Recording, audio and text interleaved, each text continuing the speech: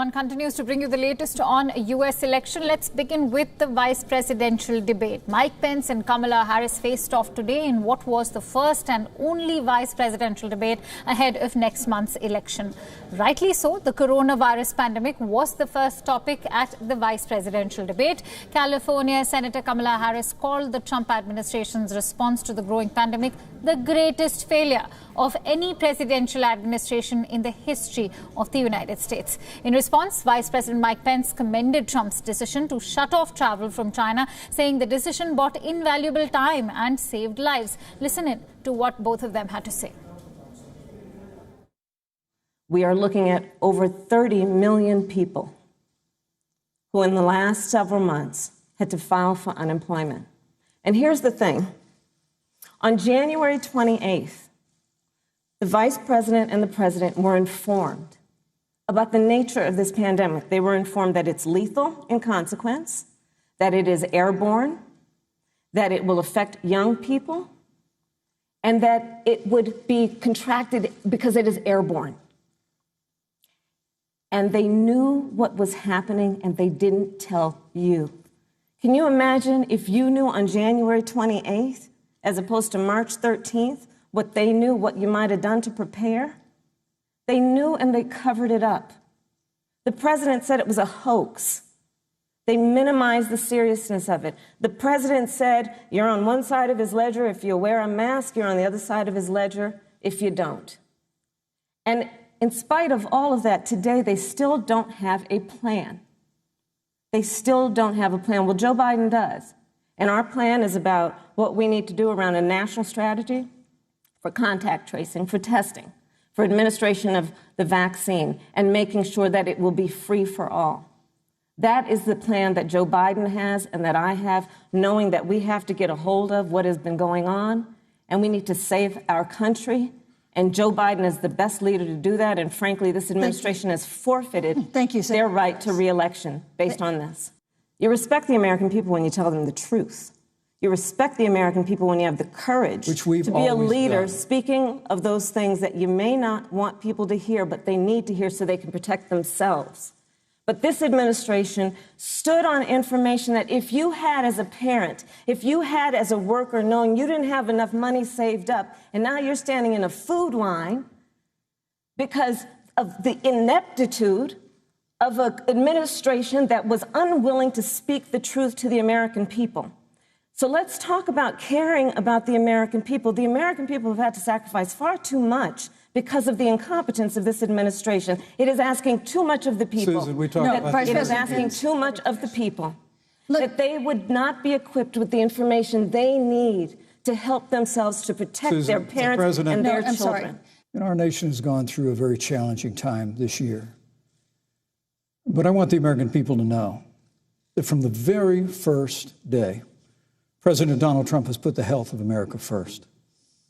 Before, there were more than 5 cases in the United States, all people who had returned from China. President Donald Trump did what no other American president had ever done, and that was he suspended all travel from China, the second largest economy in the world. Now, Senator Joe Biden opposed that decision. He said it was xenophobic and hysterical.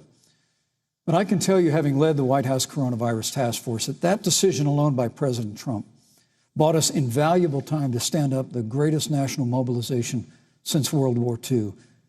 And I believe it saved hundreds of thousands of American lives. Because with that time, we were able to reinvent testing. More than 115 million tests have been done to date. We were able to see to the delivery of billions of supplies so our doctors and nurses had the resource and support they needed. And we began, really, before the month of February was out, to develop a vaccine and to develop medicines and therapeutics that have been saving lives all along the way. And under President Trump's leadership, Operation Warp Speed, we believe, will have literally tens of millions of doses of a vaccine before the end of this year. The reality is, when you look at the Biden plan, it reads an awful lot like what President Trump and I and our task force have been doing every step of the way. I mean, quite frankly, when I look at their plan that talks about advancing testing, creating new PPE, developing a vaccine, it looks a little bit like plagiarism, which is something Joe Biden knows a little bit about. And I think the American people know that this is a president who has put the health of America first, and the American people, I believe with my heart, can be proud of the sacrifices they have made. It's saved countless American lives. And so the social movement against racial inequality and police brutality has dominated American lives for the past few months. Addressing criminal justice reform and racial unrest at the vice presidential debate, Democrat Kamala Harris says she doesn't believe justice has been done in the case of Breonna Taylor.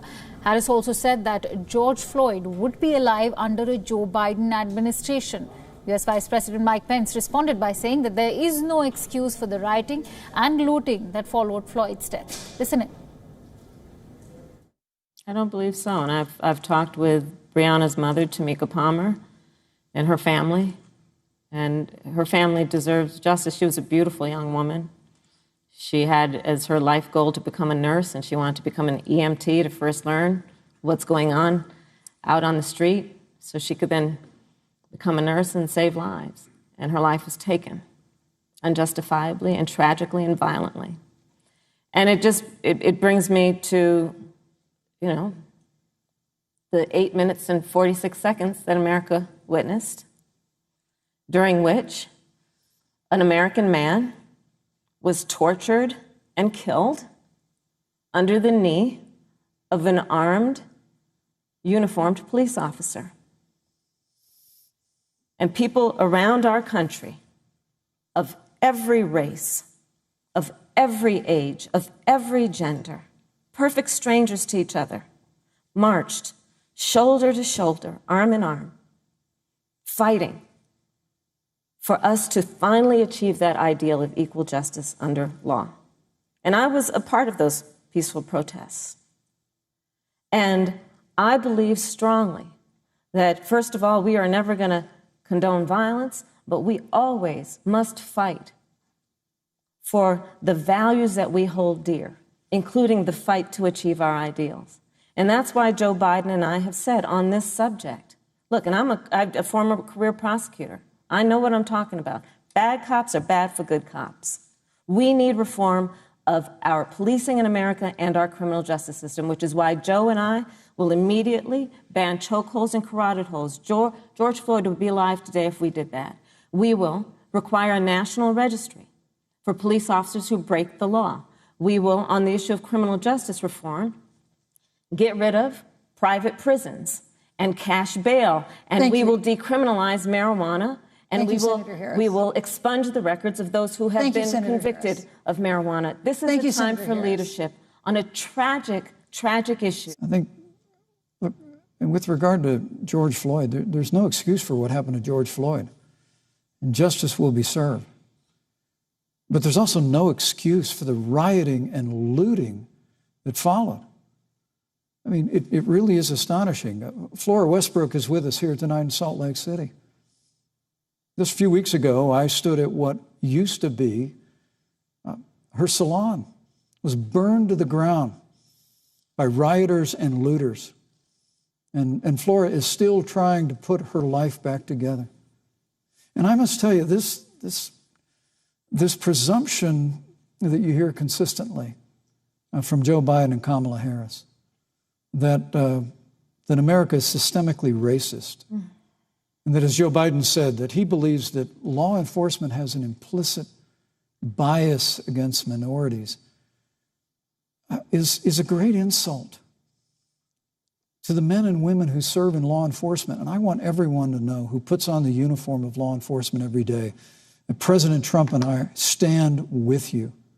And it is remarkable that when Senator Tim Scott tried to pass a police reform bill, brought together a group of Republicans and Democrats, Senator Harris, you got up and walked out of the room.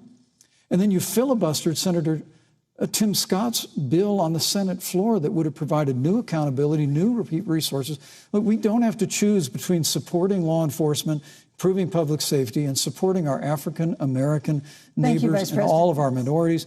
Under President Trump's leadership, we'll always stand with law enforcement, and we'll do what we've done from day one, and that is improve the lives of African Americans. Record unemployment, record investments in education, and we'll fight for school choice for all of our members. And the reality of this is that we are talking about an election in 27 days, where last week the President of the United States took a debate stage in front of 70 million Americans and refused to condemn white supremacists. Not true. And not true. It wasn't like he didn't have a chance. He didn't do it, and then he doubled down. And then he said, when pressed, stand back, stand by. And this is a part of a pattern of Donald Trump's. He called Mexicans rapists and criminals. He instituted as his first act a Muslim ban. On the issue of Charlottesville, where people were peacefully protesting the need for racial justice, where a young woman was killed. And on the other side, there were neo-Nazis carrying tiki torches, shouting racial epithets, anti-Semitic slurs. And Donald Trump, when asked about it, said there were fine people on both sides. This is who we have as the President of the United States. And America, you deserve better. Joe Biden will be a president who brings our country together. Senator Harris. And recognizes the beauty in our diversity and the fact that we all have so much more in common than what separates us. Stay